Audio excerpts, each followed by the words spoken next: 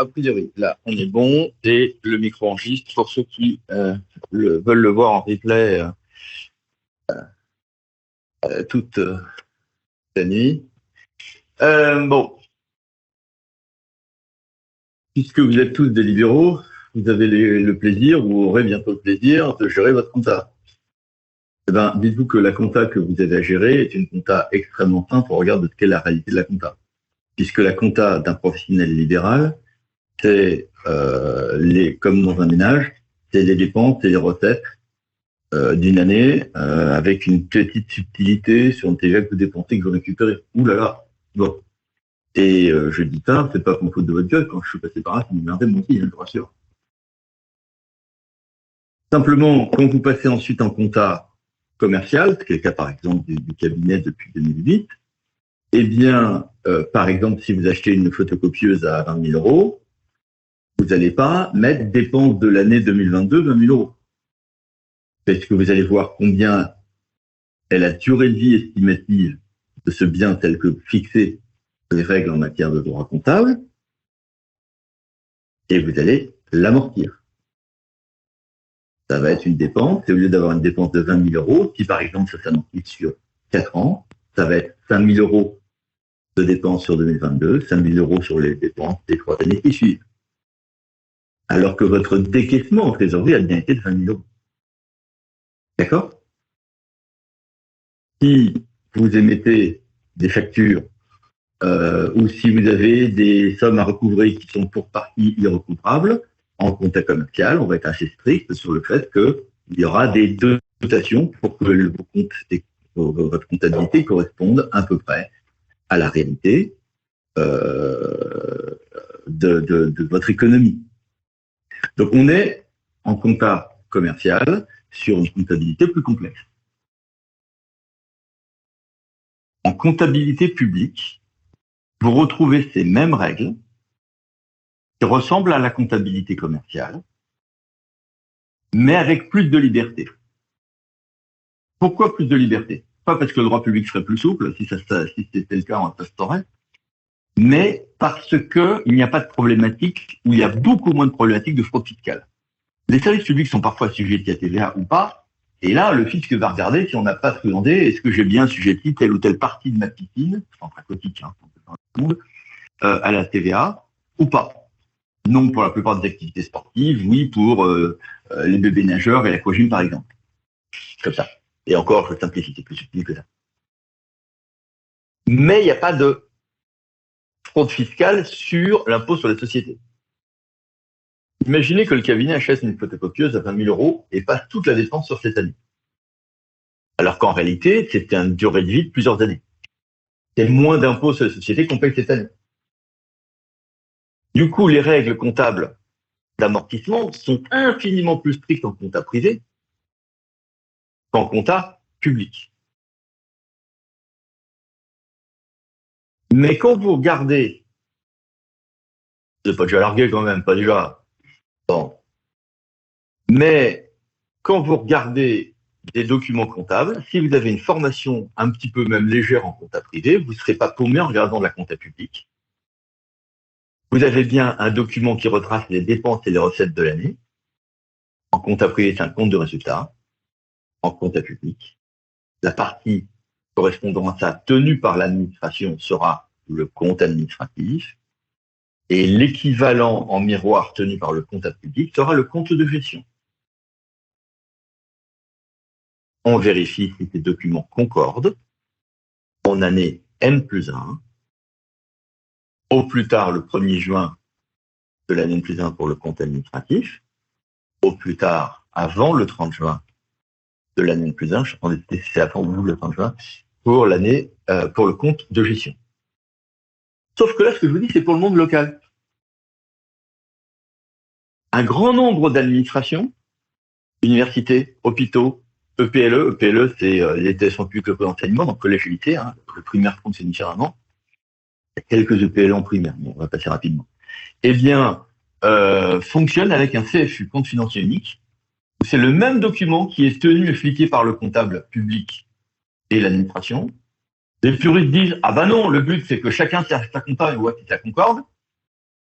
Et l'administration d'État, Bercy dit non mais arrêtez, en réalité chacun triche sur l'autre et c'est tenu déjà à deux, donc on va simplifier la vie et économiser des sous en ayant un seul document tenu par les deux. Universités, hôpitaux, EPLE, CFU, collectivité territoriale, qui est la compta M71, qui est tenue entre les deux, et petit à petit notre monde va aller vers CCFU, donc financier unique. Donc c'est le même compte de résultat d'une certaine manière, compte administratif, compte de gestion, qui devient tenu par les deux. Ça, c'est donc l'équivalent des dépenses et des recettes de l'année. Compte administratif, compte de gestion, demain, CFU, et dans le privé, compte de résultat. C'est mes charges et mes recettes de l'année. Point. Avec des règles inexistantes ou quasi inexistantes d'amortissement et de provision quand on a un compte libéral, des règles très strictes quand on a un compte commercial et dans le public, entre les deux. Mais à côté de ça, il y a un autre document. Quand une entreprise fait son bilan, dans le langage courant, les gens pensent que c'est le compte de résultat, c'est les dépenses et les recettes de l'année. C'est pas ça un bilan.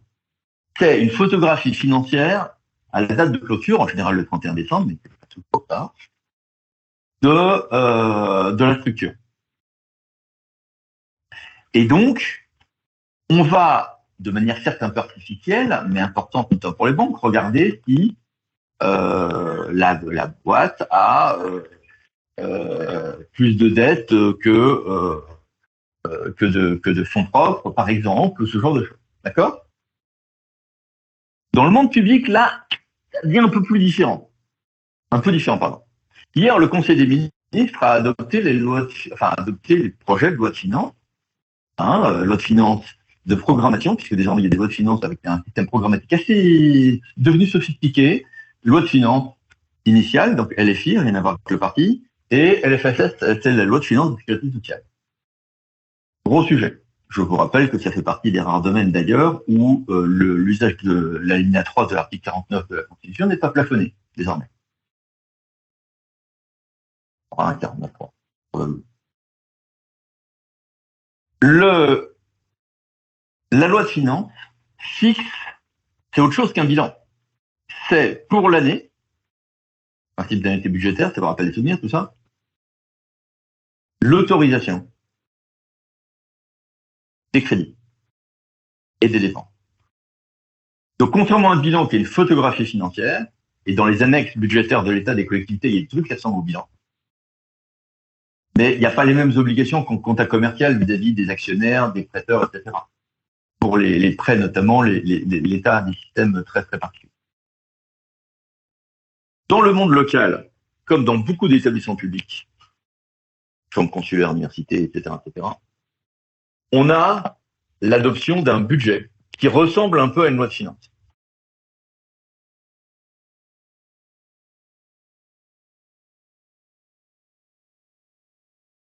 Cette loi de finances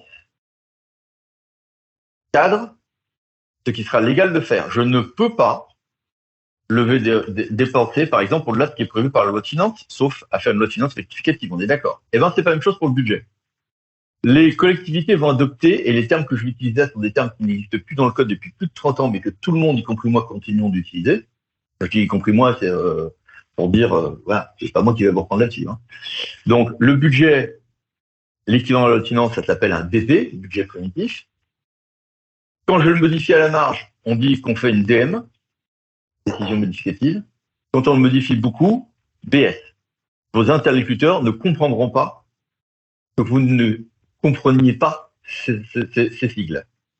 BP, DM, BS. En clair, il n'y a pas de frontière juridique entre DM et BS.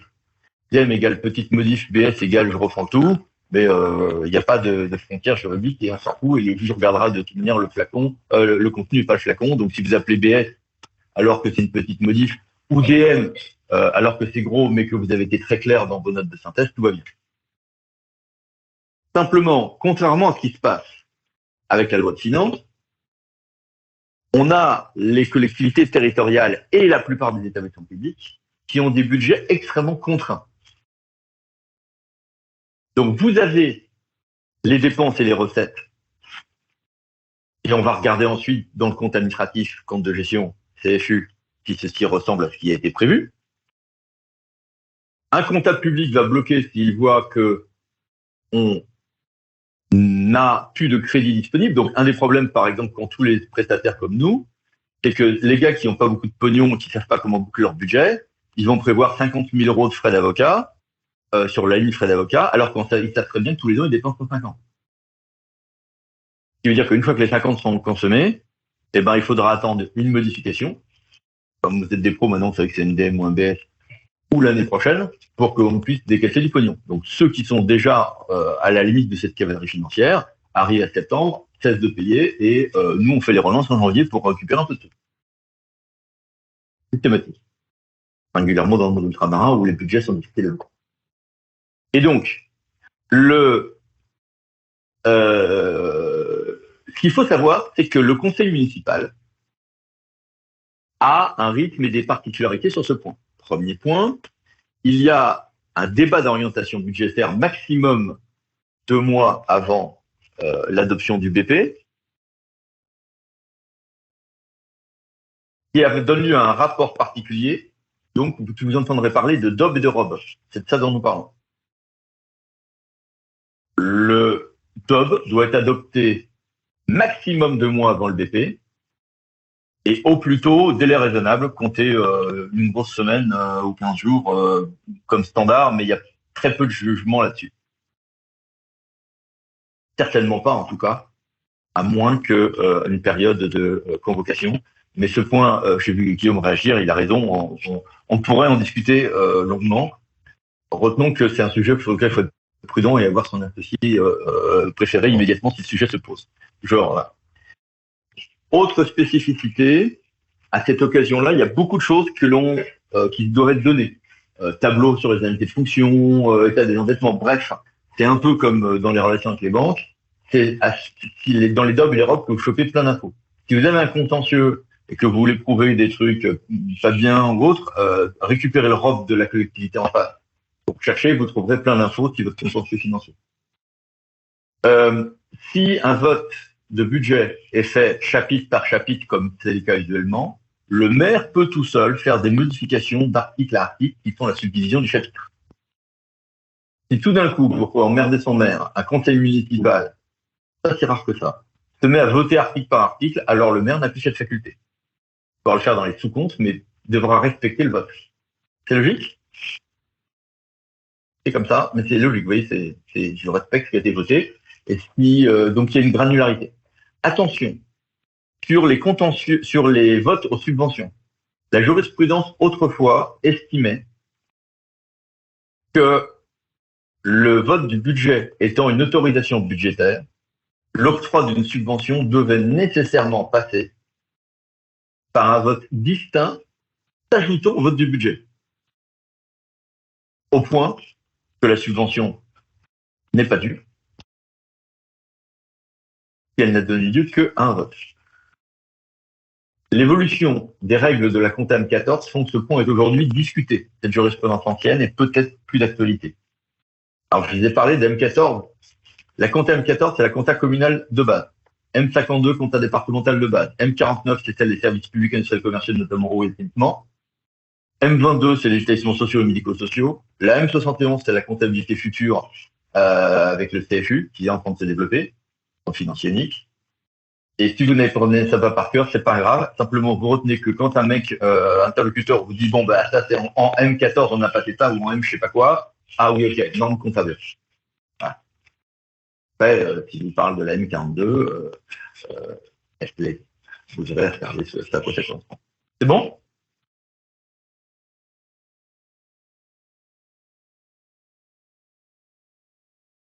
Donc budget, BP, DMBS, ROB, DOB, vous connaissez. Il y a des délais maxima pour voter ce budget.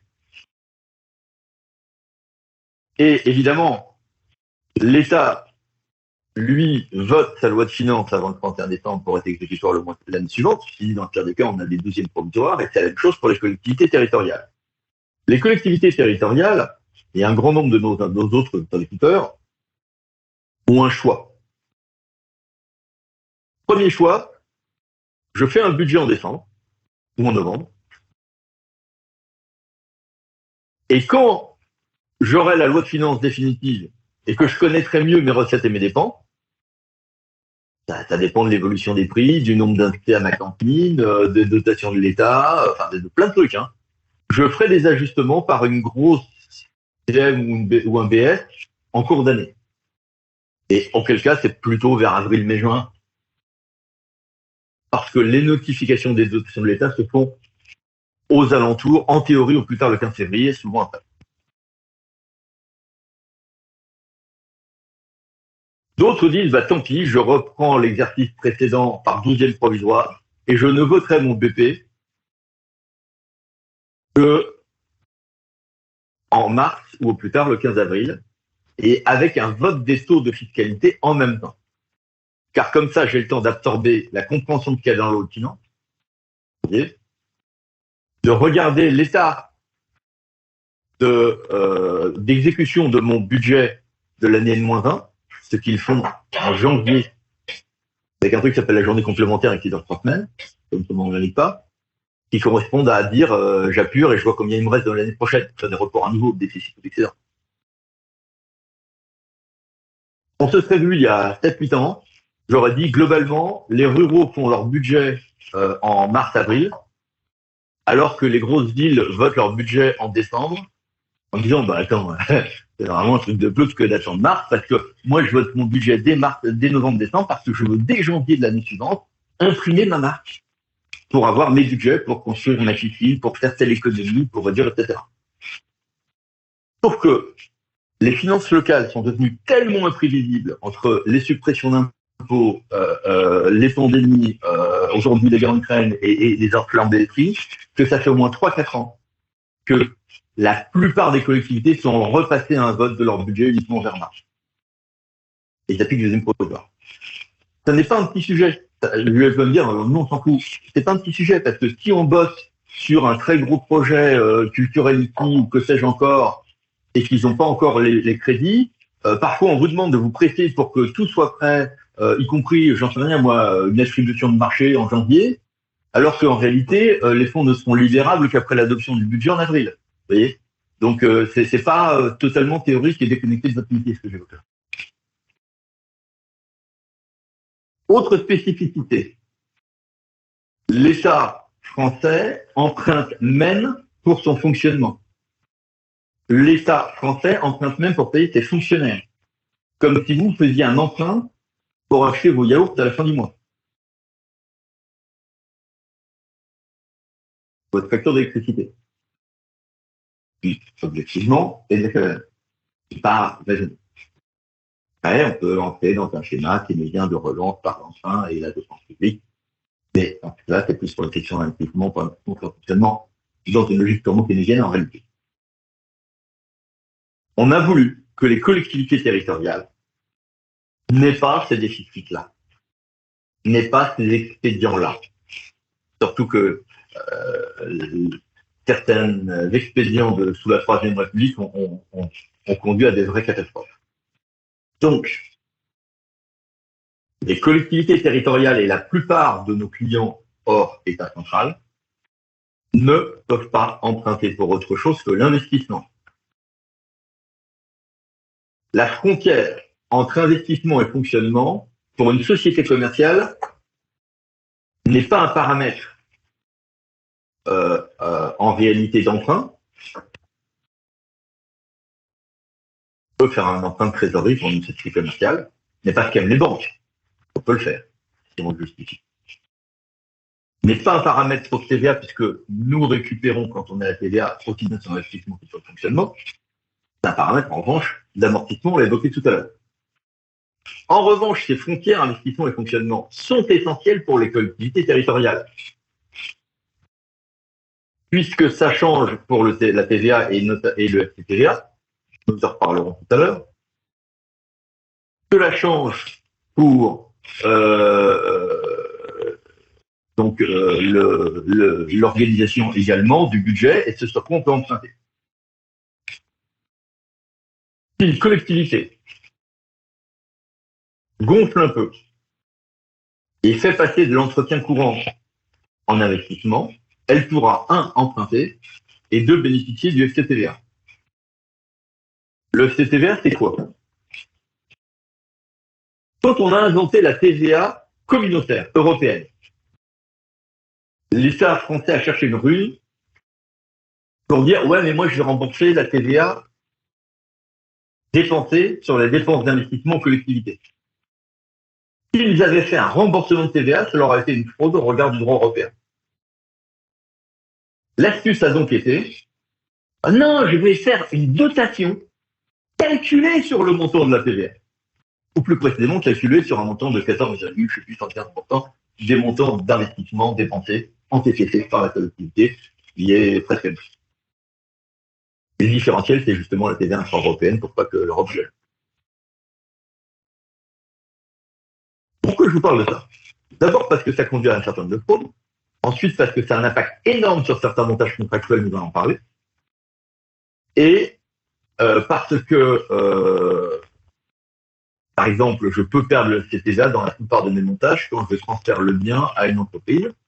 Oui, mais celle-ci pourra donner lieu à récupération de TVA. Un, oui, mais c'est pas si simple. Et deux, quand vous êtes outre-mer, avec un taux de FCTVA qui est le même au niveau national, alors que le TVA payé est plus faible, vous pouvez vous retrouver outre-mer avec des différences énormes. Selon que vous faites un montage avec transfert ou pas à une entreprise d'investissement pour lequel c'est la collectivité qui emprunte. Et ainsi. Donc, le droit local fait que vous avez une possibilité d'emprunter que sur la section d'investissement et que le jeu entre investissement et fonctionnement aura donc un impact important sur est-ce que j'en peux emprunter ou pas pour financer ça. C'est essentiel en ce moment des différents scénarios en cours, par exemple. Et deuxième chose, on a récupération ou pas de TVA. Souvent, c'est ah bah ouais, mais de toute manière, je m'en fous parce que je dirais que c'est l'entreprise qui me rembourse son investissement et récupère la TVA. Oui, mais c'est pas si simple, il y a parfois des deltas, notamment outre-mer, considérables. Et on a vu des montages, pour ne pas avoir évoqué ça, vous vous retrouvez avec une perte de 20% du montant investi, qui peut être récupéré ni par la TVA, ni par le FCTVA. Des dossiers en cinéma qui étaient montés comme ça, et en plus, ils perdaient les aides du CNT, c'était magnifique. Notamment, ça tourne bien là-dessus. Donc, c'était à voir. Autre élément, quand vous créez des nouvelles structures, notamment des SPL, des GIP, etc., retenez que les règles de transition, le temps qu'on adopte un budget, peuvent être très complexes. En général, les apports de trésorerie, les prêts de trésorerie sont possibles pour gérer les choses, mais c'est un point de vigilance à avoir quand vous êtes sur des calendriers. C'est bon?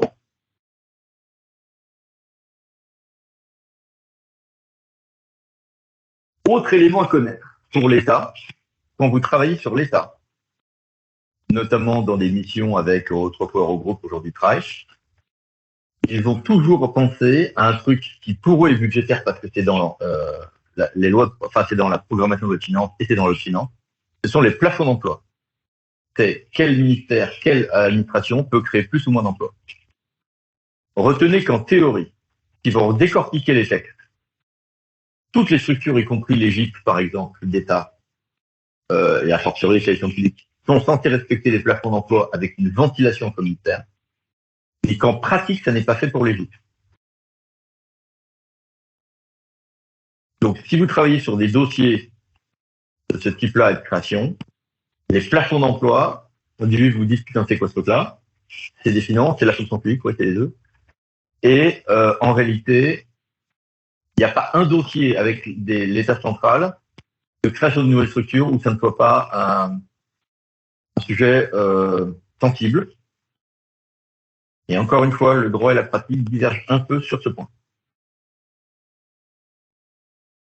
Nous qui nous sommes retrouvés, par exemple, à l'indiquer au ministère de l'Affaires sociales, qui ne croyaient pas, ils ont vérifié.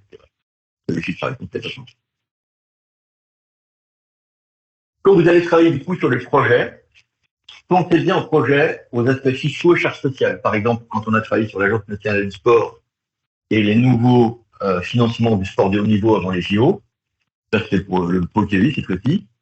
eh bien, on va vous retrouver très vite avec des sujets, et souvent, parce qu'on bosse pour l'État, on dit, mais on s'en fout, c'est la même poche. Non, c'est pas la même poche, c'est pas les mêmes ministères, en plus, entre la sécu et les deux, c'est un gros sujet. Et donc, de la même manière que sur un dossier administratif, parfois il faut se dire, tiens, est-ce qu'il n'y aura pas par hasard un risque pénal? On a un arrêté de police sur la circulation, vous pouvez vous retrouver à ne pas respecter une norme, ça sera un arrêté pénal. Il faut y penser. Eh bien, penser sur tous les changements, est-ce qu'il n'y a pas un aspect fiscal ou social, comme dans une checklist? 2 fois sur 3, ce sera non, mais la fois sur 3, ce sera oui, c'est énorme. Et ça, je l'ai très souvent rencontré. Comme nous travaillons pour les administrations, il est assez souvent facile de sécuriser. C'est-à-dire que on a eu, et ça c'est arrivé à plein de pôles ici, notamment 2, mais ça arrive à plusieurs pôles, que d'avoir des trucs où on fait des notes de 30 pages illisibles aux clients pour dire alors il y a tel risque, mais pas tel risque, et pas tel risque, avec le paiement d'une facture importante à notre partenaire fiscal. C'est très bien, c'est super, c'est notre boulot. Mais on bosse pour des administrations, notamment si notre client est une administration centrale. Ce boulot est utile, mais il faut être transformé ensuite en rescrit, et l'administration fiscale ou sociale nous dira son opinion, et avec en général un peu de bienveillance si on représente une administration centrale. Donc, pensez bien à l'étape d'après qui est le rescrit. Le rescrit, je vous rappelle, c'est l'administration sociale ou fiscale qui vous dit mon opinion sur votre projet, c'est que vous êtes assujetti ou pas assujetti, et comme ça on est sécurisé, et ça engage l'administration, et on est pénal. En l'administration, tant que nous-mêmes on ne change pas le montage que l'on a exposé. Hein. Donc pensez bien à ça. Pensez aussi aux règles d'opposabilité de la doctrine fiscale, sous réserve qu'on n'en fasse pas un abus de droit, et là on est sur un truc super compliqué. J'ai écrit 2-3 articles là-dessus, à chaque fois avec la peur au ventre et les cachets d'aspirine devant moi, tellement c'était compliqué, j'avais peur d'écrire des défis. Un mot maintenant sur les chambres régionales des comptes et autres juridictions financières. Aujourd'hui, dans votre métier, vous allez trouver les CRT sur plein de trucs. Les contrôles de gestion. Quasiment tous les pôles au UCI ont eu à travailler sur des observations provisoires sur la gestion des collectivités. À ce stade, vous avez un rapport d'observation provisoire, on fait un projet de réponse, il y a toute une méthodologie développée au sein du cabinet, je ne rentre pas dans ces détails. Et retenez par contre qu'on ne peut jamais utiliser ce qui est dans l'observation provisoire comme solution définitive, sinon c'est une violation du droit professionnel. C'est pas qu'on soit avocat ou pas avocat, même si c'est des clients qui font. Ce qui est dans les observations définitives. Des observations provisoires. Par exemple, souvent en réponse aux observations provisoires, on fait un bel argumentaire. Et nos clients vont réutiliser cet argumentaire, qui avait été initialement envoyé à la Chambre régionale des comptes, pour répondre à la presse ou aux élus d'opposition qui vont critiquer le rapport final. Et il y a des clients qui se sont retrouvés avec des problèmes, avec des débuts de poursuite pénale pour violation du secret professionnel, parce que ils avaient repris bêtement ce qu'on avait écrit, en oubliant d'enlever les phrases, telles des phrases qui n'étaient plus pertinentes parce qu'amendées par la Chambre régionale des comptes entre le provisoire et le définitif. C'est le gars, c'est le pénal. C'est clair ce que je dis là? Les chambres régionales des comptes sont un rouage aussi des contrôles budgétaires opérés par le préfet. Quand j'ai un budget qui n'est pas adopté dans les délais, quand j'ai un budget qui est adopté en déséquilibre réel, quand j'ai un compte administratif, donc de l'année plus 1, qui est en déséquilibre réel de plus ou moins de 15%, mais il y a des seuils qui dépendent de la taille de la collectivité, quand je n'ai pas des dépenses obligatoires qui sont mandatées ou qui sont prévues au budget. Je simplifie.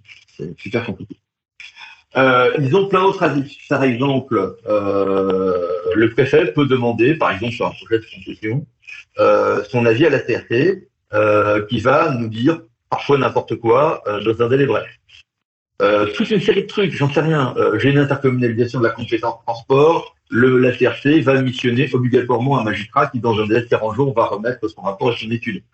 Il faut savoir que ça existe. Et il faut savoir qu'on aura quelqu'un à convaincre, et 40 jours, c'est super court. Ça veut dire qu'il faut s'y prendre à l'avance.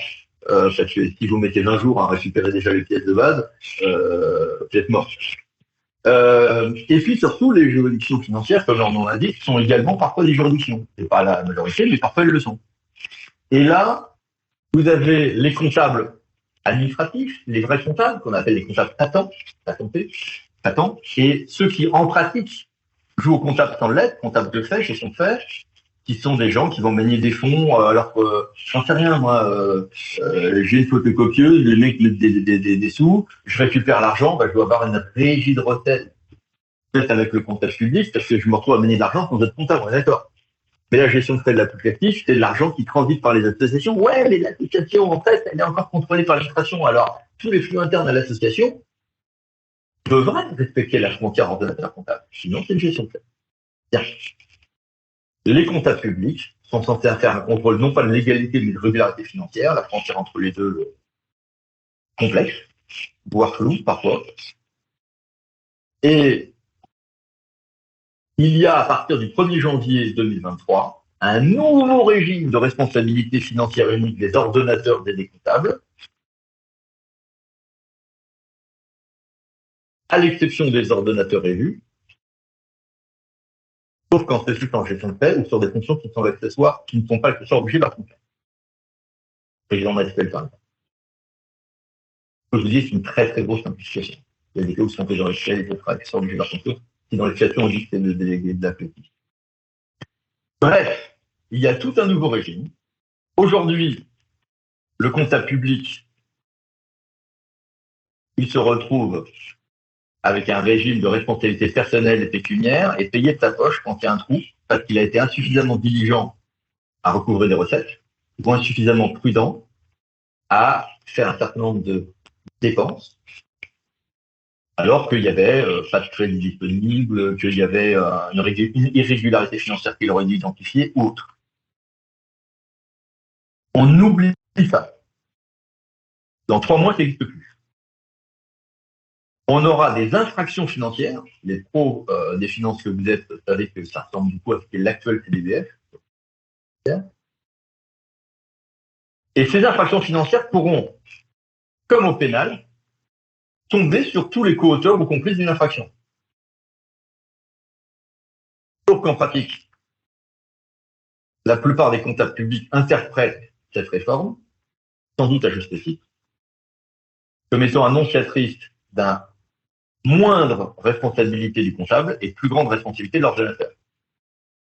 Parce que vous savez qu'un circuit de recette, c'est un titre de recette qui est préparé par la collectivité et mis en œuvre par le comptable. Une dépense, c'est un mandat de paiement préparé par la collectivité et mise en œuvre par le comptable public. Que quand on a notamment des sociétés en liquidation, redressement, tout ceci doit passer par le comptable public, mais on est obligé de les soutenir, sinon on font des bêtises. Et là, plusieurs policiers ont eu à travailler sur des dossiers chauds là-dessus. Mais tout est préparé quand même à la base, voté puis préparé par la collectivité. Donc quand il y a des grosses bêtises, eh bien demain, il pourrait y avoir l'ordonnateur beaucoup plus facilement poursuivi. Il y a un peu plus de 80 ans, les comptables publics, inquiets de voir leurs responsabilités de plus en plus souvent mises en cause, ont mis en place entre eux une association devenue mutuelle, qui s'appelle l'AMF, rien à voir avec l'Association des maires de France, et qui est de très très très loin le premier assureur des comptables publics en France. Ces gens-là, sauf pour des comptes, ne faisaient pas appel à des avocats, et géraient eux-mêmes avec leur propre service. Ils ont décidé de faire appel à un cabinet d'avocats à partir du 1er janvier prochain pour leurs structures d'affaires, et notamment pour les responsabilités des ordonnateurs, mais aussi des comptables. Et nous sommes l'avocat, le cabinet et l'avocat choisi par l'AMF pour l'ensemble des dossiers français, sachant que, évidemment, les personnes poursuivies auront le libre choix de leur avocat, mais notre nom sera celui qui sera mis en avant et fortement préconisé, d'une part, et d'autre part, la GMF et la SMAC, qui étaient les deux autres acteurs du marché, n'ont pas pour l'instant présenté de contrat d'assurance là-dessus, en tentant de savoir où ça va et comment ça marche. Est-ce que demain, les gens vont prendre des assurances ou pas? Et s'ils en prennent, ça s'appliquera avec un effet différé. Mais s'ils prennent une assurance en 2023, l'AMF a décidé dans son contrat que ça s'appliquera même pour des litiges qui traînaient en 2020, 2021 ou 2022. Dans les limites de la prescription, bien sûr. Autre élément, la protection fonctionnelle. Alors là, pour les risques, vous êtes impardonnable si vous ne faites pas de la protection fonctionnelle. Les autres, hein, c'est que la collectivité publique doit aider protection à ses agents et avec des modalités un peu différentes à ses élus pour un certain nombre de poursuites dont ils sont l'objet ou de dommages qu'ils ont subis en lien avec leur fonction. Je simplifie à très grande limite. Ça ne s'applique pas en responsabilité financière très probablement. Donc on part sur des assurances lourdes parce que l'assureur ne pourra pas se retourner vers la collectivité pour ses frais.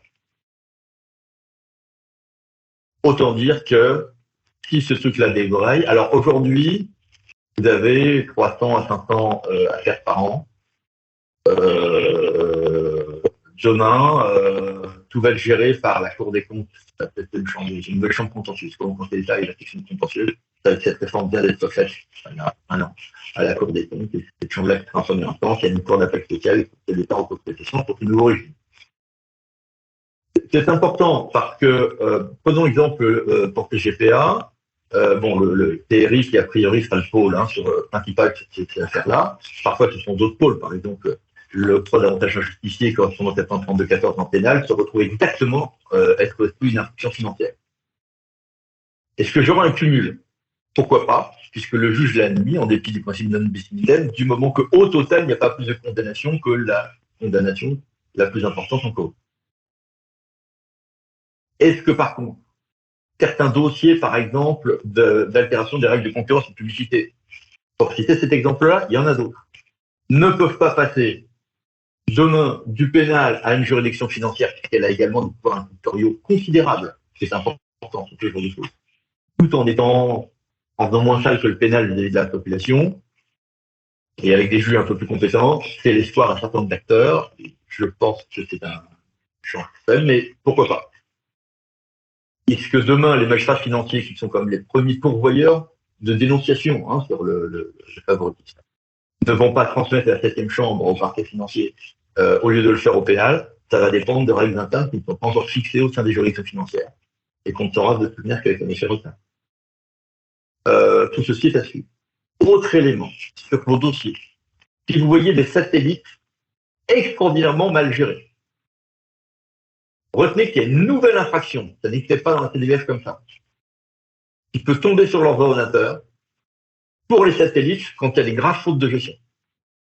Ça veut dire que parfois, on se dit, il y a des graves fautes de gestion, mais c'est con parce qu'au niveau administratif, on ne va pas pouvoir aller très loin. Et au pénal, on n'est pas toujours sur la soustraction de biens publics, du vol ou ce genre de trucs. Pop, là, ça y est, là. Notre chantier, on l'a.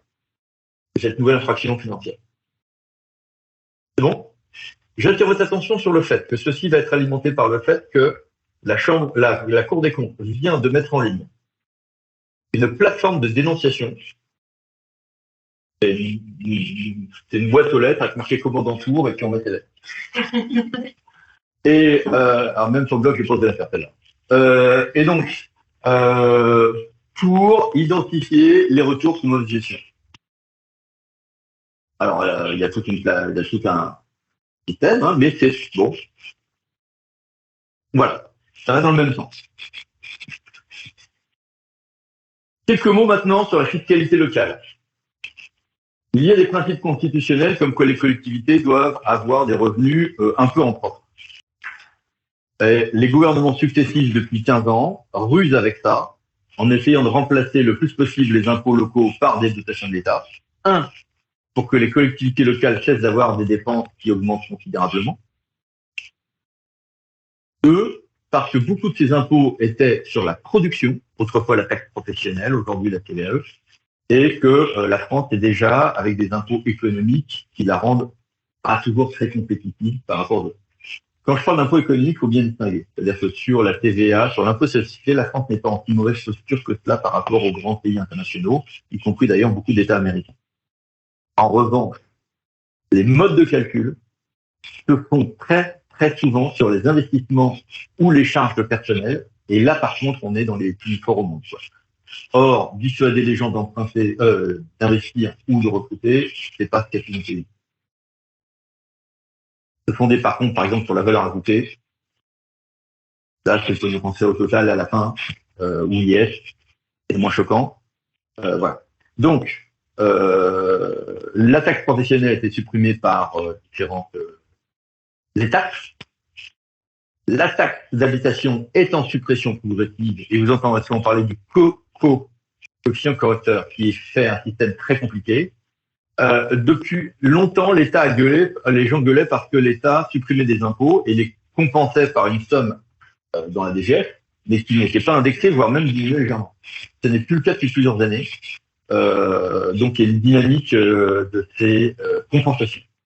L'étape d'après, qui est le grand sujet du moment, c'est la suppression, probablement sur 2 ans, de la CVAE, qui est un des impôts qui avait succédé à peu la taxe professionnelle. Ah. Toujours pour le trésor. En réalité, vous avez un développement de jurisprudence constitutionnelle sur ces sujets-là qui est assez intéressant. À côté de ça, vous avez les dotations de l'État. Et là, plusieurs remarques. Première remarque, il y a aujourd'hui deux fonds très importants, portant sur des sommes énormes de péréquation horizontale. C'est ce qu'on appelle les fonds Robin des Bois, c'est-à-dire que plutôt que l'argent qui fait une péréquation entre riches et pauvres passe par les caisses de l'État, ça passe par un fonds géré par l'État, où les riches donnent aux pauvres dans le monde des collectivités territoriales. Peut-être surpris de savoir que celui qui a le plus développé ça est de très loin Nicolas Sarkozy. Il n'avait pas confiance dans l'État, mais il voulait faire cette péréquation, ce qui, pour un ancien maire de Neuilly qu'il était, n'était pas naturel. Et ça a été repris ensuite, paradoxalement, assoupli et rendu moins social sous Hollande. Mais les charmes de la politique font parfois les surprises de l'observateur. En Ile-de-France, il y a un fonds qui existe depuis très longtemps que le FSRIF, Fonds de solidarité de la région Ile-de-France. Le SPIC, est le grand fonds national. FSRIF et SPIC s'ajoutent et conduisent à des trucs très complexes. Le cabinet a eu plusieurs fois bossé là-dessus d'ailleurs. Retenez, notamment pour ceux qui sont en interco, que le SPIC va peser sur les interco et les communes selon des votes qu'ils ont entre eux et qui peuvent être très complexes. Belle complexité aussi avec la taxe d'aménagement, puisque celle-ci va servir à financer des équipements portés par les communes ou les intercos, et que le droit de répartition entre deux a souvent changé. Et il y a encore un changement nouveau qui entre en vigueur au 1er septembre sur ce point, ainsi que sur l'ordonnance d'archéologie présente.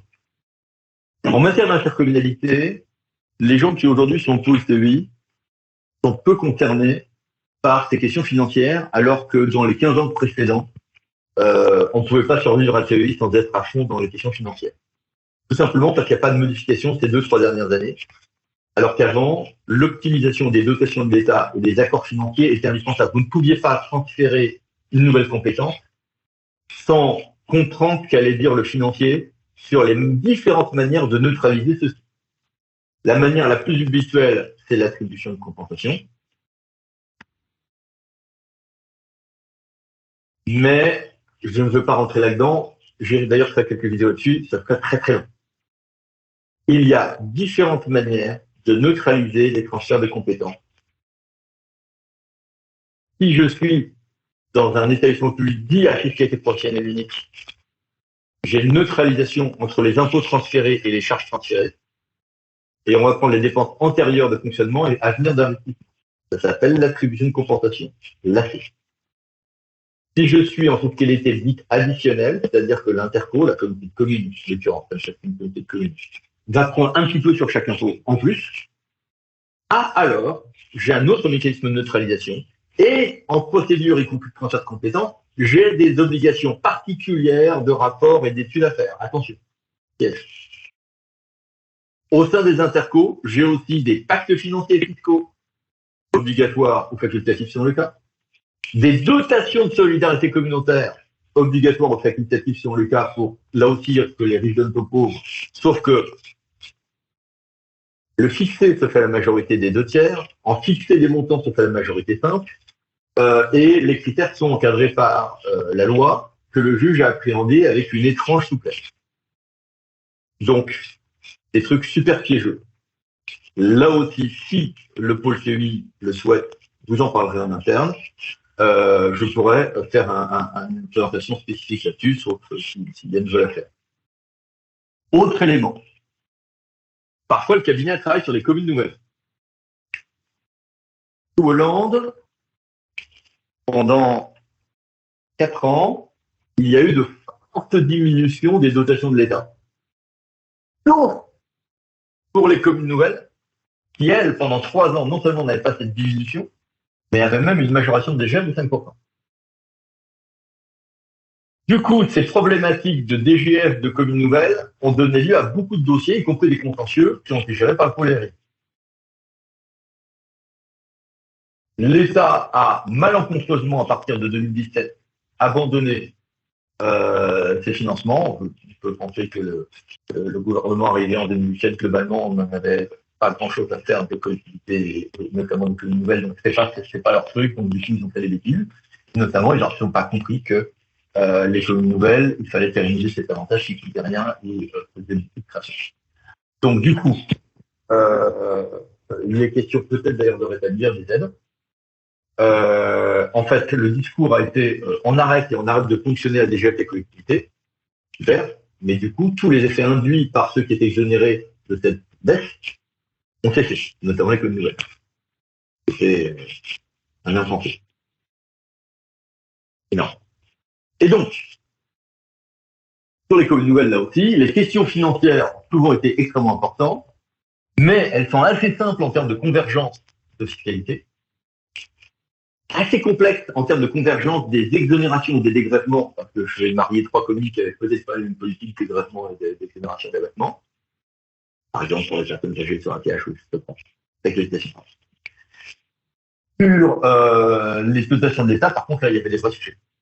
Ainsi que sur un certain nombre de financements, notamment ce qu'on appelle la loi Tirux, des pénalités pour ceux qui n'ont pas leur pourcentage de logement social. Il y a plein de dotations de l'État, DGF. Alors l'État dit moi je donne plein de pognon aux collectivités. C'est pas si simple. La plupart du temps, la DGF sert à compenser des impôts qui ont été supprimés par l'État, globaliser des subventions qui étaient autrefois données par l'État pour que moins la tête du client en faire de ce que je te disais, notamment avant une réforme de 1970, une autre de 1984. Ça correspond aussi au transfert de compétences qui ont été données de l'État vers les collectivités. Quand l'État a transféré des voies, quand l'État a transféré, je sais rien, moi dans les universités, les personnels à la source, personnels d'exécution, par une réforme de 2004, etc., etc. On neutralise ça par la DGE. La DGE, c'est pour l'investissement. La DGD, vous la trouvez essentiellement pour des bibliothèques, des dotations de bibliothèques et pour les départements. Le CTVA, je vous l'ai évoqué, c'est des questions de remboursement de TVA sur les dépenses d'investissement hors PIC. Je simplifie. DETR, c'est un machin pour les ruraux, les bourgs-centres, etc. Le FISAC, c'est pour le commerce et l'artisanat. Intégrer ces fonds, les comprendre, c'est parfois partie de notre métier. Et dans ce cas-là, vous revenez faire ce étape. Mais je voulais au moins que vous ayez ces éléments-là en tête. Si vous avez fait les cours de finances publiques, vous avez évidemment été beaucoup plus dans le détail que ce que je suis en train de corriger. Quelques mots maintenant sur quelques éléments à voir en tête pour les contrats. Souvent, on se dit, la TVA, c'est neutre. Faites bien gaffe. Par exemple, si j'ai un service public administratif, par exemple, voilà, je fais une escale pour l'eau. Est-ce que ça a un impact TVA par rapport à le fait de l'avoir en régie ou en entreprise à qui je donne un marché ou une DSP? Réponse, non. Parce que le budget, et comme des dépôts, on sait que c'est un budget de 49, de la collectivité donne lieu à TVA. Donc si j'ai un surcoût de dépenses de TVA au profit d'une structure extérieure, je la récupère, c'est neutre. Vous me suivez? Maintenant, je fais la même chose pour mes ordures ménagères. Je fais mes ordures ménagères, mon usine de traitement, ma collecte en régie. C'est un service public sans TVA à la base. Je vais tout d'un coup le donner, comme l'a fait Metz, à ma SPL. Et bien à Metz, ils ont dit, oulala, mais attendez, je vais donner de l'argent à une entreprise, c'est une société commerciale, donc TVA par défaut. Là, c'est pas comme certaines régies où à TVA par option partielle, partage. Pas de problème, je paye la TVA. Et moi, dans le monde des quêtements, j'ai pas un budget à TVA, je peux pas récupérer. Contrairement à ce qui se passerait si j'étais sur la plupart des sites. La plupart. Merde, j'ai un surcoût de TVA. Oui, mais j'ai pris l'exemple d'ordure ménagère. TVA 5,5 pour la plupart des dépenses. C'est pas une catastrophe. Si je fais la même chose en culturel, pour une SPL culturelle, là j'ai un surcoût de TVA de 20% que moi, je ne vais pas récupérer. Sauf si j'aurais été blindé que mon projet il est tellement culturel que je justifie que je suis dans des cas d'exonération de TVA sur des subventions de compensation ou sur le fait que je vais donner en réalité de l'argent, surtout aux écoles, des TCH, etc. Mais c'est des petites ruses. Donc TVA, pas si neutre que ça. Autre exemple, toujours SPL. La fiscalité. Je donne à une société, par exemple, TVA, pas TVA, en transport, en régie ou délégation, il y a un effet TVA, notamment sur l'assujettissement des tickets, qui peut être un sacré problème dans certains cas. Sauf que toutes les explications qui m'ont été données ont paru contradictoires, donc là, je n'en dis pas plus, non pas pour être rapide, mais parce que sinon, je vais dire des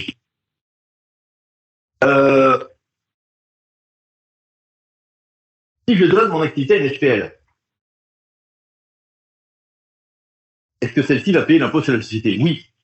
Mais la réponse est, je ne vais pas être assez con pour donner plein de sous en plus à mon entreprise, laquelle va payer ensuite de l'impôt sur la société, dont le taux principal est de 28%.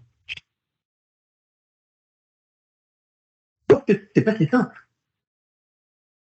Quand Brest a donné un affermage une concession, pardon, à sa société de flotte SPL. Il leur aurait donné un affermage. C'est la collectivité qui aurait porté l'investissement et l'amortissement, on est d'accord. Mais ils ont donné en investissement et fonctionnement, donc concession pleine et entière. Eh bien, ils sont tous à payer plein d'impôts sur la société. Vous savez pourquoi? Parce qu'ils avaient une politique d'amortissement plus longue en compta public M49 que ce qui s'impose en compta privé. On l'a évoqué tout à l'heure. Et finalement, on se dit, on s'en fout. Et d'ailleurs, beaucoup d'investissements, notamment en eau, en réalité, ont des durées de vie de 30 ou 50 ans. En assainissement, 15-20 ans. L'eau est plus acide. Hein. L'eau de chasse d'eau est un peu plus acide que l'eau de robinet. Et donc,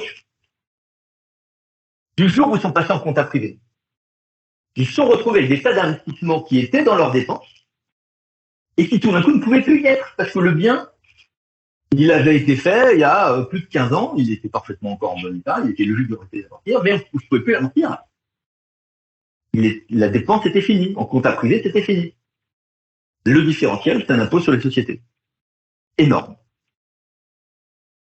Par exemple, notre client, L'Oréal, qui est une des plus grosses régies de France, a envisagé de passer en SPL pour des tas de raisons, et ils ne l'ont pas fait, ils ont calculé que ça leur aurait coûté, me disait-il, plus d'une centaine de millions d'impôts sur les sociétés par an. Vous voyez le delta. Bon. Sauf à faire un affermage. Mais dans ce cas-là, c'est-à-dire garder une équipe qui faisait le fonctionnement, etc., qui aurait été sans doute d'ailleurs de droit public, mais en tout cas, on aurait pu en discuter, parce que pour partie du contrôle, pour passer l'exécution, et pour partie une équipe qui aurait géré l'affermage, dissocier les flottes de véhicules ou faire des montages complexes pour avoir les ordinateurs et les bagnoles en commun, enfin bon, vous voyez, le bazar, quoi, ça.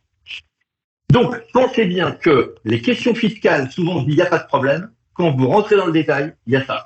Il y a, selon les montages, par exemple, le Haute-Vienne, quand ils ont envisagé de passer son SPL en régie personnalisée avec des personnels de droit privé, il y a différents paramètres, dont un truc qui s'appelle taxe sur le salaire, qui finissait par faire un différentiel de 1 ou 2% au total sur le fonctionnement. Donc, pensez, vous allez me dire, je me fous, c'est le financier qui fait. Les financiers, si vous ne les alimentez pas, canalisez pas, vous ne faites pas la catalyse de la réflexion, je mélange deux images qui sont pas chimiques, les images intellectuelles, mais ça va merder. C'est à nous de synthétiser tout ça, parce que eux, ils vont faire leurs calculs, etc. Ils vont pas penser à faire le lien, c'est-à-dire les tableaux finaux de choix de mode de gestion, par exemple. Alors, vous allez me dire, ça, c'est surtout CGPA, c'est ça, CGPA, mais on retrouve des problématiques très proches de ça sur beaucoup de dossiers de TU. Le FCTVA aussi, par exemple, TVA, obligatoire, non. TVA ou FCTVA sur option d'assainissement. Eh ben, ça veut dire que si vous êtes outre-mer, vous avez intérêt à faire des montages avec FCTVA. Or, tous ne le permettent pas, les montages contractuels notamment, parce que en outre-mer, ils ont le FCTVA à taux plein, alors qu'ils ont une dépense qui sera avec un taux de TVA de 0 à Mayotte et en Guyane, et de 8,5 par défaut dans la plupart des cas, en Guadeloupe, en Martinique et à La Réunion. Bon, les choix vite fait. C'est-à-dire, je vais récupérer 14% sur des choses que j'aurais dépensé à 0 ou 8%. Youpi. Donc, le mec qui fait un montage, qui donne lui la récupération de TVA en disant je m'en fous, c'est la même chose, c'est neutre, parce qu'il a fait que des dossiers métropolitains, il va adorer sa réciprocité civile professionnelle quand on nous dira qu'on a une perte de 5 millions, de 10 millions par an. Je vais jouer. Je ne sais pas. J'ai merci, on va pas faire avec lui. Tout à fait. Autre élément, j'ai beaucoup d'effets induits, et là, c'est beaucoup de théorie qui a eu à bosser là-dessus. Je vais prendre un exemple. Alors ça, c'est un truc qui est intéressant parce que souvent, chez nous, les pauvres, par exemple, ne connaissaient pas tous les choses parce que c'était du droit d'interco, mais avec un effet contractuel. Encore aujourd'hui, dans la plupart des cas, si je fais un marché public de type gérance, le privé gère l'essentiel de l'activité. Ce qui n'est pas dedans, le fait que je dise gérance signe mon âge. Pour le coup, c'est marqué. Prestation de service global. Ou si je fais un affermage d'une concession, en eau ou en assainissement, selon le montage que je fais, ça va avoir un impact sur le calcul de la DGF des intercos. Via un mécanisme qui s'appelle le système d'intégration fiscale. Je ne rentre pas dans le détail. Et en général, c'est des choses que, par exemple, là, vos deux pôles ne savent pas mutuellement. Ou voilà. Et donc, voilà. Donc l'idée de dire, vous allez dire, c'est public ou DSP, on s'en fout. Ding, boum, voilà. Des cas comme ça, il y en a d'autres. Donc, je passe très vite, mais c'est pour ça, c'est pour ce genre de choses qu'on avait évoqué qu'il y aura sans doute besoin d'un truc financier spécifique, un scope financier spécifique TGPA, parce que là, par exemple, c'est pas très bien. On a eu beaucoup de montages en déficit outre-mer. Je n'ai vu que des catastrophes là-dessus, mais c'est vrai que nous, en tant qu'avocats, on a aussi, par définition, un tropisme où on vient de se dire quand les choses vont mal. Parce que très souvent, vous aurez une défiscalisation, etc., qui va être applicable le jour où, là, mais à telle condition. Il y a des conditions qui sont pas très strictes sur le truc. Donc, si vous construisez une ordure ménagère comme l'a fait Saint-Paul à La Réunion, mais que l'usine doit être construite pour telle date, et que il y a eu des délais, des machins, problème de financement, plus un cyclone, etc., et paf, l'usine a été faite avec 3 semaines de retard, paf, 20% de perdu dans le financement. Avec des recours. Parce que, vous imaginez, il y a les investisseurs qui perdent leur avantage fiscal, contre la redressement fiscaux, qui se retournent contre la société qui a porté le truc, qui se retournent contre la collectivité qui a porté le projet, qui elle-même va se retourner contre ses prestataires privés, d'accord? Et vous vous retrouvez avec des contentieux qui prennent 10 ans avec 15 interlocuteurs. C'est bien pour des cabinets comme les nôtres, mais c'est le bordel. Donc, quand vous combinez ceci avec le fait que l'outre-mer, il y a des avantages de subventionnement et de CCVA qui sont non négligeables, les montages fondés sur de la défi, avec l'avantage de dire il n'y a même pas d'emprunt, pas de décaissement, c'est un peu de l'argent magique, ont été quand même beaucoup des catastrophes. Il y a quelques réussites, mais à prudence. Alors, je vous le dis, il y a aussi un peu de temps encore sur certains territoires. Donc là-dessus, boum, boum, boum, à voir avec les financiers. Et les financiers là-dessus, le problème, c'est qu'on ne va pas faire appel à nos financiers de finances publiques, mais à des financiers spécialisés qui margent à la com sur ce genre de montage. Donc c'est tout pourri dans la qualité du conseil donné en amont. Externalisation de l'emprunt, je vous rassure, c'est la fin. L'externalisation de l'emprunt, à la base, si je fais une amphithéose, si je fais une concession, si je fais un marché de partenariat, qui investit? Le privé. Du coup, qui emprunte? Le privé, contrairement à tout ça, en maîtrise d'actifs. Sauf que souvent, cette bonne idée en est une mauvaise. Alors, en réalité, il y a souvent intérêt à ce que celui qui investit fasse de l'entretien si la qualité de l'entretien courant a un impact énorme sur le cycle d'investissement. Ceux, par exemple, qui en crématorium ont fait juste des acharnages ou des marchés ont des problèmes parce que la qualité d'entretien courant est essentielle dans ce marché, dans cette activité des crématoriums. Et le gars qui se dit, je m'en fous, le jour où ça pète, c'est pas moi qui investis, et j'aurai un crématorium tout neuf, se retrouve avec des crématoriums qui sont à changer tous les 5 ans, non pas tous les 5 ans. Je caricature ce qui m'a été vulgarisé et qui est sans doute déjà simplifié. En plus, des gens m'ont dit, ah non, parfois ça marche. Je vous dis ce qu'on m'a dit majoritairement dans ce domaine. Donc, parfois, et évidemment, quand j'ai des contrats à performance énergétique, j'ai évidemment intérêt à ce que celui qui fera l'entretien quotidien et paiera les factures d'énergie soit celui qui m'a vendu des performances énergétiques nickel, magnifiques.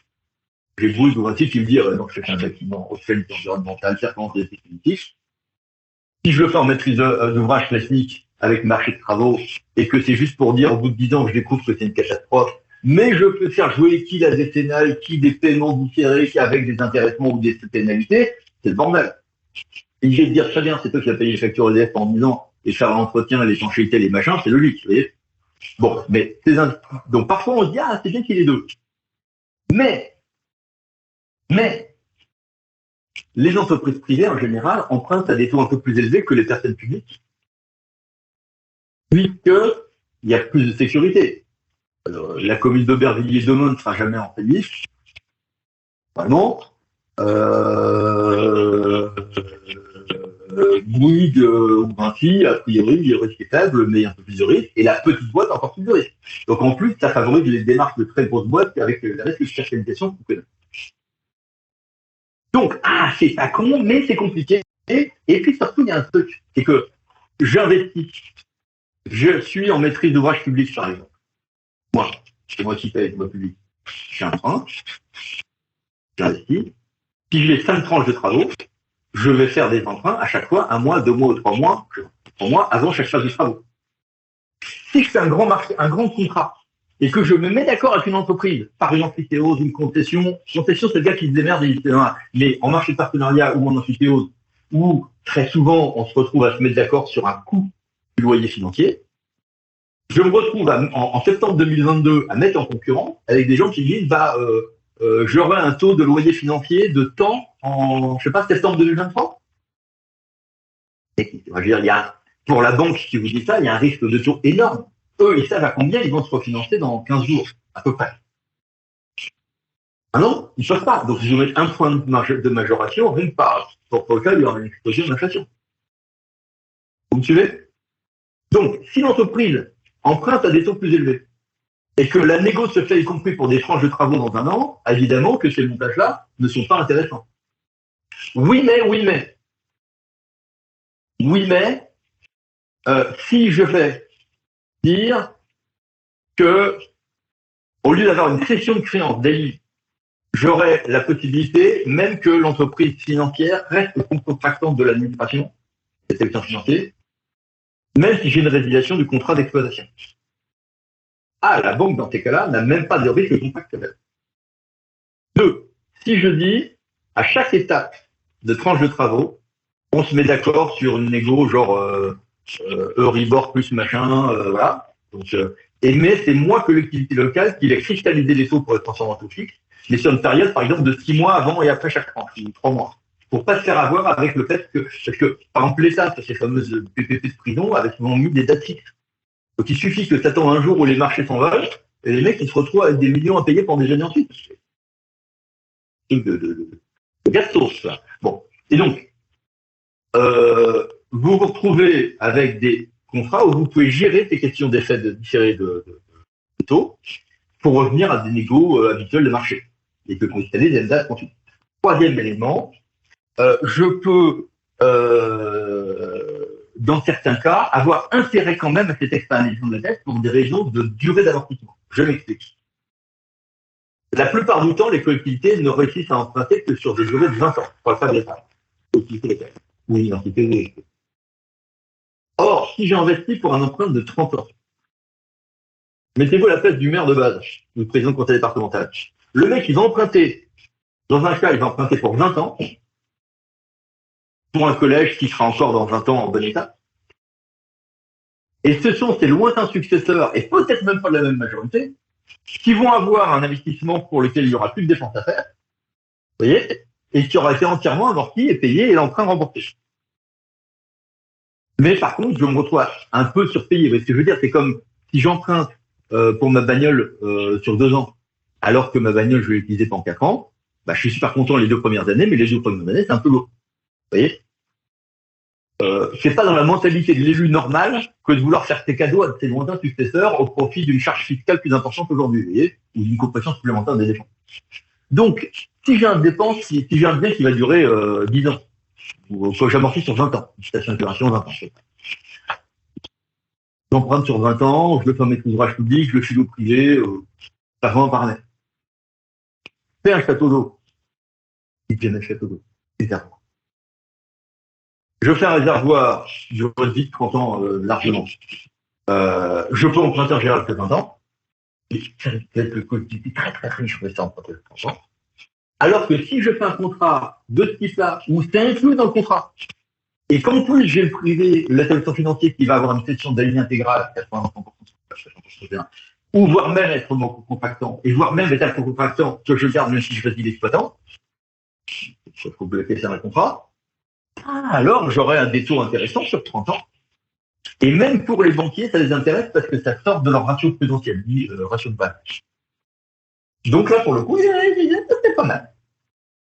Donc du coup, marché de partenariat, bien, pas bien, ça dépend. Je veux dire que les paramètres, le gars qui va investir parce qu'il a construit, c'est pas idiot. Les clauses financières bien gérées, mal gérées, c'est une catastrophe. Filer ce genre de montage complexe à une commune de 10 000 habitants, comme l'a fait au kilomètre un de nos confrères où ça s'est fini au pénal, c'est les mêmes qui suggèrent autant vers Marine, de toute façon. Mais non, je ne sais pas si c'était quel. Et donc, se retrouve avec évidemment un contrat dont ils ne sont pas capables de gérer l'ingénierie financière, technique. Dans d'autres cas, ça marche très bien. Voilà. Donc, externalisation ou pas de l'emprunt, complexe, en réalité passionnant. Les clichés de part et d'autre sont évidemment des bêtises. Puis, bonne nouvelle de la journée, c'est que j'ai enfin choisi de me faire. Je n'ai pas laissé de place aux questions, mais j'ai grand plaisir à écouter vos questions maintenant. Mais je voulais faire un tous pour que vous puissiez aller noter si vous avez des urgences. Franchement, vous n'en pouvez plus. Il y a 5 minutes. Désolé. J'ai pas entendu. Alors, sur les budgets annexes, il y a un certain nombre de services publics et de services commerciaux, on a l'obligation de faire des budgets annexes. Et ils sont présentés comme avec les mêmes règles que ce qu'on a évoqué. Je suppose que si tu me poses la question, c'est parce que l'État nous emmerde sur la création de nouveaux budgets annexes aujourd'hui. C'est ça? Alors, en fait, ce qui se passe, c'est que en 2013, l'État a mis en place toute une série de financements qui dépendaient des masses globales des budgets des collectivités. Donc, jusqu'au début des années 2010, le seul qui râlait quand on crée des nouveaux budgets annexes, c'était le comptable. Et il n'a pas le droit de bloquer. Bon. Pareil, il y a des collectivités où dès que le comptable bloque, les mecs ils se mettent sous la table en fouillant. Bon. À partir de 2013, il a commencé à y avoir des circulaires bizarres en disant ouais, les budgets annexes ne peuvent être créés que dans tel et tel cas, juste parce que ça les emmerdait dans leur contrôle. Macron, ensuite on est passé à ce qu'on appelle les contrats de Cahors. Les contrats de Cahors, c'est que les plus grosses des collectivités, on leur a dit t'imposes pas une baisse de tes dépenses, mais on se met d'accord sur une progression de tes dépenses qui ne va pas plus que tes indicateurs d'évolution de population. Sinon, c'est moi-même, moi préfet, qui fixerait tes dépenses avec une pénalité au-delà.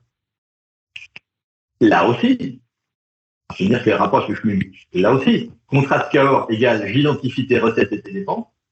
Donc, si j'ai 25 budgets annexes, si j'ai un budget annexe pour chaque équipement culturel, Si par exemple j'ai des zonages tarifaires en monétaire direct, je fais un budget annexe par zonage. Je dirais que c'est quand même une plus bonne gestion que de me contenter d'une comptabilité analytique pour vérifier que de recettes et dépenses s'équilibrent. Mais, on explique avec des règles. Il y a des dérogations à cet Mais, évidemment, pour eux, c'est vachement plus compliqué à gérer. Notamment, hors SPIC, là, pour le coup, maintenant, ils bloquent systématiquement, alors que, je sais pas, moi, je suis public éducatif ou culturel, c'est pas de le faire. Il faut voir aussi que, parfois, les budgets annexes ont été servis parce qu'il y a des boîtes d'audit et de certification de comptes qui finissaient par ne pas intégrer l'intégralité des dettes externalisées. C'est-à-dire que j'avais les contrats de partenariat, c'est une dette externalisée qui ne se voit pas, qui rend la collectivité plus endettée qu'elle ne l'est. Et certains budgets annexes, pour peu que je leur donne la personnalité morale, les collectivités ne transmettaient pas ces budgets et tu te retrouvais avec un taux d'endettement. Très souvent, le ratio le plus utilisé, c'est la durée de désendettement, c'est-à-dire si je ne fais pas de nouveau investissement, en combien d'années je rembourse ma dette. Et passer 8 ans, 9 ans, les banquiers et autres paniquent. Dans le cas des régions, c'est un peu plus grave parce qu'ils financent aussi en émettant leurs propres obligations, comme l'État. Et donc là, sur le coup, c'est le public qui va conseiller. Oh putain, t'es en endettement à 12 ans, là, coucou, moi je leur file pas de pognon ou alors je majore les taux. Donc, un peu pour faciliter la vie, un peu pour protéger les créanciers de toute nature. On emmerde le monde maintenant pour la création de budget annexe, alors que quand tu vas les textes, c'est pas beaucoup C'était ça que tu voulais que j'évoquais avec moi. Oui, non.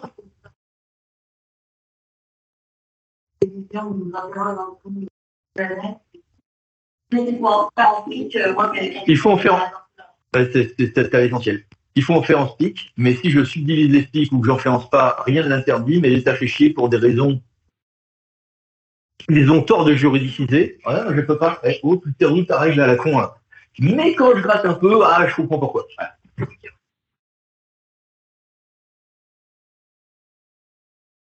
Oui, en même temps, par exemple, il y a des cas où, il y a eu moins un cas que j'ai en tête, où les gars nous enquiquinent, donc voulaient absolument soutenir l'autonomie.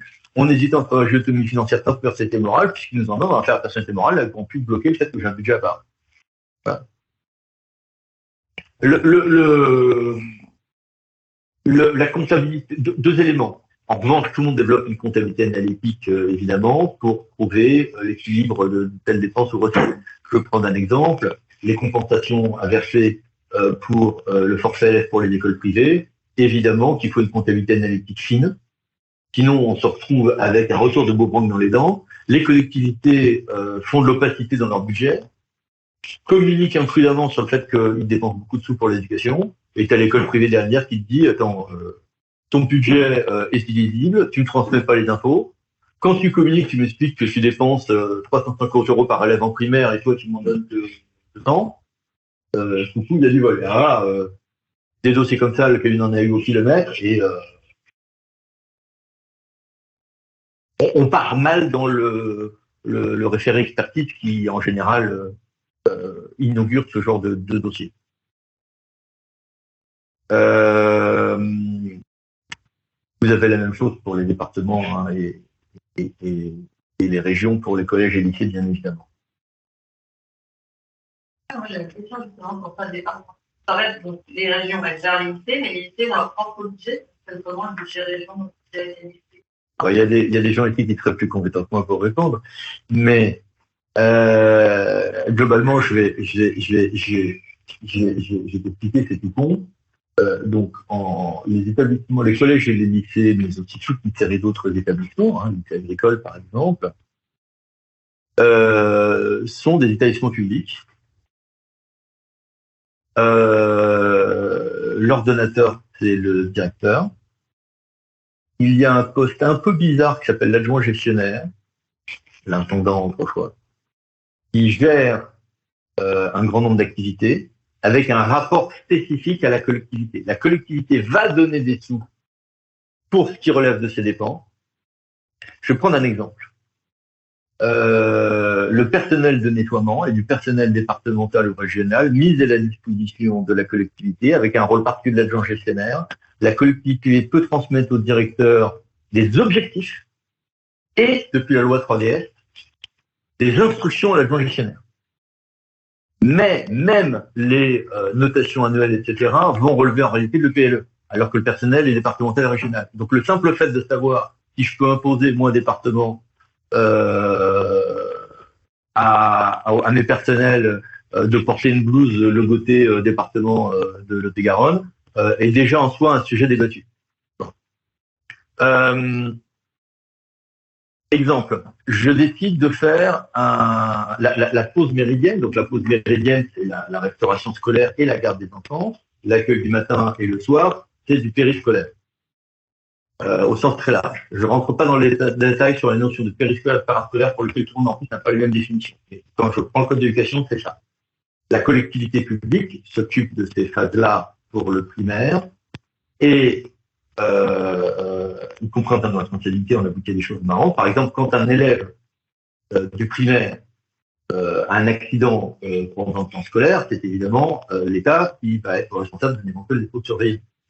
Si c'est pendant la pause méridienne, ça va être la collectivité, mais parfois elle a payé le professeur des écoles pour faire une activité supplémentaire de garde, mais au nom de la collectivité. L'agent de l'État devient à ce moment-là, en général, on dit vacation, en fait, c'est un régime contractuel, sur ce temps-là en supplément, et pour la collectivité. Et le personne responsable ne sera pas la même. Donc évidemment, t'imagines, quand le gamin il se casse la gueule, il descend l'escalier alors que la cloche a commencé à peine à sonner, tu as des vaticinations jurisprudentielles magnifiques.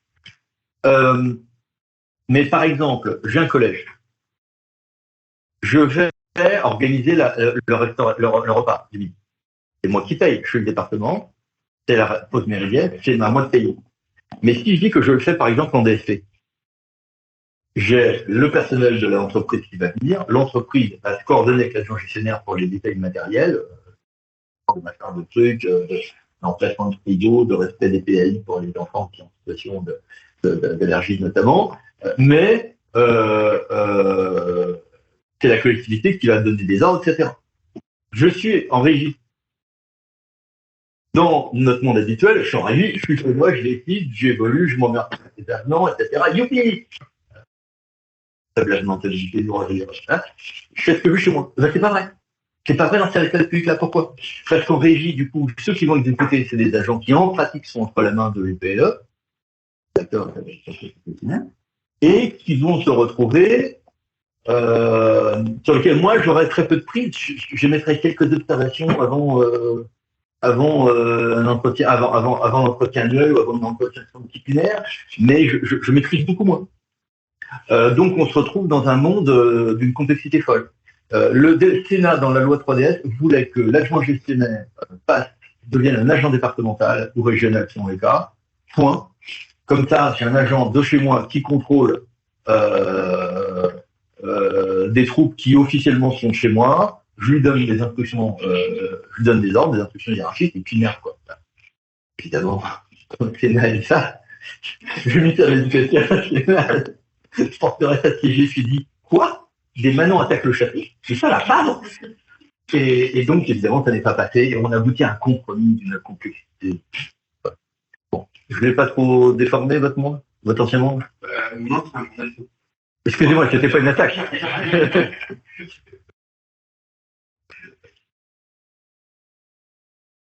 Pour votre information, je fais bonne partie des faits juridiques de la revue de ces adjoints qui s'appelle Intendant, et qui a conduit à des situations un brin schizophrène quand, par exemple, pour le CD28, pour le Poléry, on s'occupe, enfin, pour le coup, c'est moi, hein, je crois que le pôle est autre chose que le dossier. Pour le CD28, mais c'est normal, c'est moi qui l'avais proposé comme ça. Pour le CD28, de faire la fameuse convention, alors que l'association des adjoints gestionnaires me demandait de faire la même chose. Pas pour le CD28, sur un modèle national. D'autres questions, d'autres points? est-ce que vous avez appris 2-3 trucs ou franchement vous êtes poli mais vous avez déjà fait tout ça en fonction de